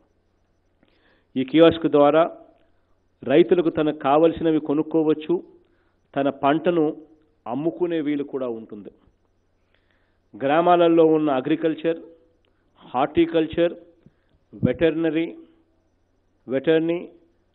వెటర్నరీ ఆక్వా అసిస్టెంట్లను ఆర్బీకేల్లో బాధ్యతలు అప్పగిస్తూ ఉన్నాం. వీరికి ఒక ట్యాబ్ కూడా ఇస్తున్నాం. ఈ గ్రామంలో ఏ రైతు ఏ పంట వేశాడో ఈ క్రాపింగ్ చేసే బాధ్యత వీరిది. ఈ క్రాపింగ్ ద్వారా బ్యాంకు రుణాలు రాని వారికి రుణాలు ఇప్పించడం, ఇన్సూరెన్స్ రిజిస్ట్రేషన్ కూడా ఈ ఆర్బీకేల ద్వారా జరుగుతాయి. ప్రతి అగ్రికల్చర్ అసిస్టెంట్కు, ఈ horticulture assistant, veterinary assistant, aqua assistant వీళ్ళందరికీ కూడా ఒక ట్యాబ్ కూడా ఇచ్చినాం. ఆ ట్యాబ్లో సీఎం యాప్ అని డౌన్లోడ్ కూడా చేసాం. సీఎం యాప్ అంటే comprehensive monitoring of agricultural price and procurement app. ఈ యాప్ ద్వారా ప్రతిరోజు ఆ గ్రామంలో ఉన్న ఆ అగ్రికల్చర్ అసిస్టెంటు ప్రతిరోజు తాను ఉంటున్న ఆ గ్రామంలో వ్యవసాయ పరిస్థితులన్నింటినీ ఈ వ్యవసాయ అసిస్టెంట్ నమోదు చేస్తాడు. ఈ సీఎం యాప్ ద్వారా వచ్చే సమాచారాన్ని బట్టి ఏదైనా పంటకు గిట్టుబాటు ధర రాని పరిస్థితి ఉందా, అటువంటి పరిస్థితిలో ఉన్న ఆ పంటలకు ఇంటర్వెన్షన్ చేయాల్సిన అవసరం ఉందా అని ప్రతిరోజు పంట హార్వెస్ట్కి వచ్చిందా, పంట హార్వెస్ట్కి ఎప్పుడు వస్తుంది, పంటలో ఇప్పుడు ఇవాళ మార్కెట్లో ఉన్న రేట్లు ఏమిటి, ఆ రేట్ల కన్నా ఈ రేటు తక్కువ ఉందా ఎక్కువ ఉందా, ఇంటర్వెన్షన్ చేయాల్సిన అవసరం ఉందా లేదా అన్న డీటెయిల్స్ ప్రతిరోజు ఆ యాప్ ద్వారా ఆ అగ్రికల్చర్ అసిస్టెంట్ పంపిస్తాడు. ఆ అగ్రికల్చర్ పంపించిన ఆ డేటాను తీసుకొని ఎక్కడైనా రైతుకు కనీస గిట్టుబాటు ధర రాని పరిస్థితుల్లో ఆ గ్రామంలో ఎవరైనా రైతు ఉంటే ఆ గిట్టుబాటు ధర కల్పించే విషయంలో నేరుగా మార్కెటింగ్ శాఖ, ప్రతి జిల్లాలోనూ ఒక జాయింట్ కలెక్టర్ను పూర్తిగా దీనికోసమే పెట్టాం. ఆ జాయింట్ కలెక్టరు ఇద్దరూ కూడా ఇంటర్వ్యూన్ అయి గ్రామ స్థాయిలోనే ఆ రైతును ఆదుకునే కార్యక్రమం చేస్తారు. మార్కెట్లో కాంపిటీషన్ క్రియేట్ చేసే, పోటీతనం క్రియేట్ చేసే కార్యక్రమం ఆ ప్రొక్యూర్మెంట్ ద్వారా చేస్తారు.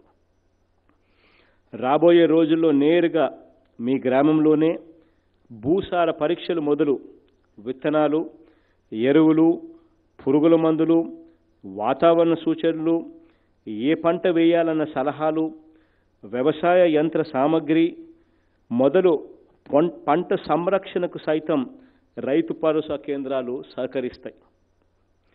ఈ క్రాపింగ్, బీమా నమోదు, పంట రుణాలు ఇప్పించడం, పంట నష్టపోతే ఇన్పుట్ సబ్సిడీతో పాటు చివరికి పంటకు కనీస గిట్టుబాటు ధర రాకపోతే మీ గ్రామంలోనే ఇదే రైతు భరోసా కేంద్రాల ద్వారా కొనుగోలు కూడా చేస్తాం.